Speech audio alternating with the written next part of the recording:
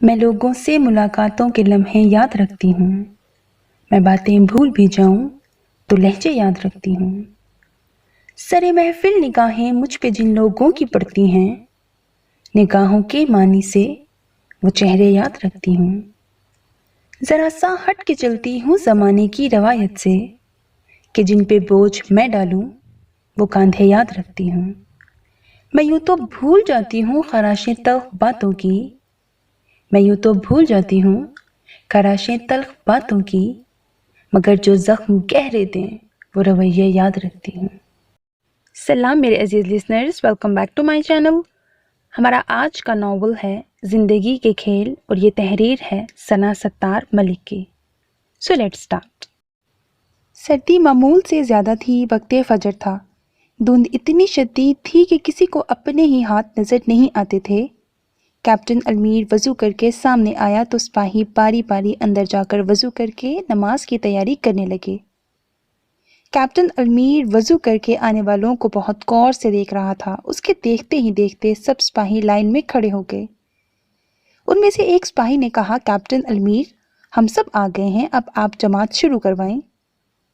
आप सबके अलमास सर कहाँ हैं? कैप्टन अलमीर के सवाल पे सब बिल्कुल साकित और खामोश हो गए। कोई भी कैप्टन अलमीर के सवाल का जवाब देकर अलमास सर के अताब का निशाना नहीं बनना चाहता था। मैं आप सब से पूछ रहा हूँ, अलमास सर कहाँ हैं? कैप्टन अलमीर ने सवाल दोहराया। एक सिपाही ने हिम्मत की और कहा, कैप्टन अलमीर, आप जानते हैं यहाँ पानी बहुत ठंडा है, उसमें हाथ डालें तो लगता है हाथ फ्रीज हो गए हैं। तो ऐसे पानी में अलमास सर कैसे हाथ डाल सकते हैं? आप तो जानते ही हैं वो बहुत नाजुक मिजाज हैं। सिपाही, तुम जानते भी हो किसके मुतल्लिक और क्या कह रहे हो? अलमास सर की आवाज़ सुनकर बोलने वाले सिपाही की ज़बान को तो ब्रेक लग गई, जबकि उस सिपाही की हालत देखकर तमाम दूसरे सिपाहियों और कैप्टन अलमीर ने बहुत मुश्किल से अपनी मुस्कुराहट को दबाया। अलमास सर, वो तो मैं। सिपाही ने अपनी सफाई में कुछ बोलना चाहा, मगर अलमास ने उसे बोलने का मौका दिए बगैर कैप्टन अलमीर से कहा, कैप्टन अलमीर, अब आप जमात शुरू करवाएं, नमाज का वक्त निकला जा रहा है। जमात शुरू हुई, नमाज की अदायगी हुई। नमाज के बाद दुआ और फिर उसके बाद सब ने तिलावत कुरान पाक की। फिर दो सिपाही सब के लिए नाश्ता बनाने लगे, जबकि बाकी सब अपनी अपनी ड्यूटी और पोजीशन संभाल चुके थे। अलमास साहब, ज़रा आप मेरे साथ तो तशरीफ़ लाएं, कैप्टन अलमीर कहते हुए आगे बढ़े। इस सिपाही को तो मैं बिल्कुल नहीं छोड़ूंगा, सुबह ही सुबह मेरी क्लास लगवा दी। इसका तो मैं वो हशर करूंगा कि। अलमास, मैं सब सुन रहा हूँ, अलमीर ने मुस्कुराहट रोक कर कहा। मैं कुछ भी नहीं बोल रहा कैप्टन साहब।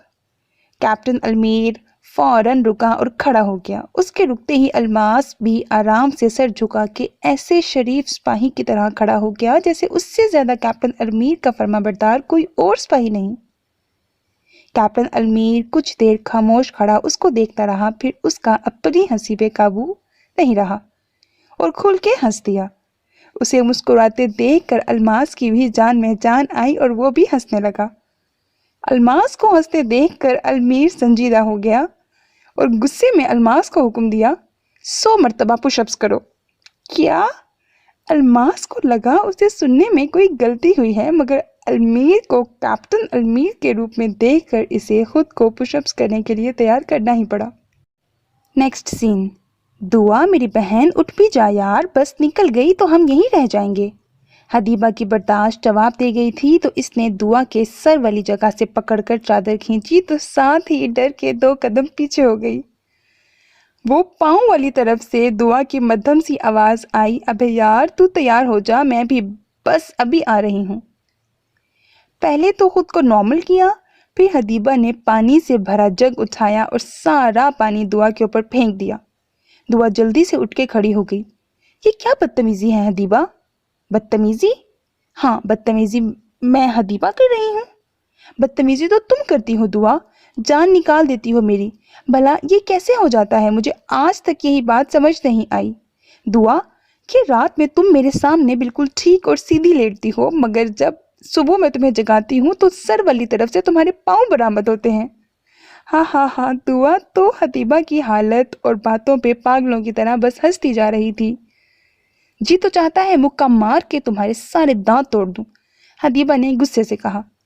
میری معصوم سی بہن تم اتنی بزدل کیوں ہو؟ دعا نے اپنی چھوٹی بہن کو کندھوں سے پکڑتے ہوئے کہا۔ یار حتیبہ تم بچپن سے جانتی ہو کہ میں سوتی جس طرف سے ہوں اس سے دوسری طرف سے جاگتی ہوں۔ اب سوئے سوئے میں کیسے یہاں سے وہاں چلی جاتی ہوں مجھے خود نہیں معلوم جانی۔ اوئے حتیبہ یار بس کرو، اب رونا بند کرو، اچھا آئندہ سے احتیاط کروں گی، میں جانتی ہوں تم ڈر جاتی ہو، معاف کر دو اب تو بہن کو، اور جلدی کرو بس نکلنے والی ہوگی۔ نیکسٹ سین، کیپٹن المیر اطلاع آئی ہے ایک مسافر بس آ رہی ہے اور اس بس میں دہشت گرد سوار ہیں۔ کیپٹن المیر اطلاع سنتے ہی باہر نکلا اور اونچی سے بولا، تمام سپاہی میری طرف متوجہ ہوں۔ سب سپاہی کیپٹن المیر کی جانب بڑھے اور اس کی جانب متوجہ ہوئے لائن میں اس کے سامنے کھڑے ہو گئے۔ کیپٹن المیر نے سب کو دیکھا اور کہنا شروع کیا، میرے بہادر نوجوانوں، میں جانتا ہوں آپ سب اللہ جی کے سوا کسی سے نہیں ڈرتے اور خود کو اپنے رب کی رضا کے لیے، اسلام کی سلامتی، پاکستان کی حفاظت کے لیے قربان کرنے اور شہید ہونے کے لیے تیار ہوتے ہو تو میرے جانبازو، وقت شہادت آ گیا ہے۔ اللہ جی میرا اور آپ سب کا مددگار ہوگا انشاءاللہ۔ نعرہ تکبیر، اللہ اکبر۔ نیکسٹ سین، حدیبہ بس میں بیٹھ جانے تک دعا کو چپ کرواتی رہی تھی۔ دعا حدیبہ سے عمر میں بڑی تھی مگر ایک واقعے نے اس کو بدل کر رکھ دیا تھا۔ وہ کالج سے گھر واپس آئی تو معمول کے مطابق گھر کا ماحول نہیں تھا بلکہ گھر کا دروازہ کھلا ہوا تھا۔ لاؤنج میں اس کا بھائی خون آلود بے جان وجود زمین بوس تھا۔ دعا کی تو کل کائنات ہی وہ بھائی تھا۔ پیدائش کے وقت ماں نے، سکول داخل ہوتے وقت باپ نے، اور اب کالج کی زندگی میں قدم رکھتے وقت بھائی نے بھی ساتھ چھوڑ دیا تھا۔ اس کے بعد سے وہ اپنی پھپھو کے پاس رہ رہی تھی اور ہر آہٹ پہ خوف زدہ ہو جاتی تھی۔ پھپھو کو اپنی بھتیجی سے بہت پیار تھا۔ ان کے شوہر پاک فوج میں ملازمت اختیار کیے ہوئے تھے اور شہادت جیسا رتبہ ان کا مقدر بن گیا تھا۔ سائرہ علی نے اپنے شوہر کی شہادت کو خوش دلی سے قبول کیا اور شہید کی بیوی کہلانے پر فخر کرتی ہیں۔ ان کا بیٹا محمد المیر پاک فوج کا بہادر کیپٹن المیر ہے۔ ان کی بیٹی حدیبہ، جسے ٹام بوائے کہنا زیادہ مناسب ہے۔ کوئی ایسا کارنامہ نہیں جو مس حدیبہ نے سر انجام نہ دیا ہو۔ لڑکوں کی دھلائی، لڑکیوں کی حفاظت، boxing, karate, cycle, motor cycle, car تک چلانا جانتی ہیں۔ اسی کے متعلق اس کے بھائی صحیح فرماتا ہے، یہ لڑکی نہیں لڑکا ہے، وہ بھی لڑکوں کا ہی دشمن۔ نیکسٹ سین، بس کے چوکی پر پہنچتے ہی سب نے بس کو گھیرے میں لے لیا۔ مسافر ایک ایک کر کے نیچے اترنے لگے اور المیر نے جب حدیبہ کو بس سے اترتے دیکھا تو اسے دعا کی فکر لاحق ہوئی، کیونکہ وہ دعا کی ذہنی حالت سے بخوبی آگاہ تھا۔ دعا نے بس سے اترنے کے لیے آگے ہو کر دروازے پر ہاتھ رکھا ہی تھا کہ اسے کسی نے پیچھے سے مضبوطی سے پکڑ کر اپنے شکنجے میں لیا اور پسٹل کو اس کی کنپٹی پر رکھے نیچے اترا۔ دعا تو پہلے ہی ایسی کسی حالت کا سوچ سوچ کر خوفزدہ رہتی تھی۔ کیپٹن المیر اپنی گن سے نشانہ لیتے ہوئے آگے بڑھا اور سامنے آ گیا۔ حدیبہ آہستہ آہستہ پیچھے سے دہشت گرد کی جانب بڑھنے لگی، جبکہ حدیبہ سے تھوڑے فاصلے پر کھڑے الماس نے نشانہ لے لیا اور المیر کے اشارے کی منتظر تھی اس کی ٹریگر پر موجود شہادت کی انگلی۔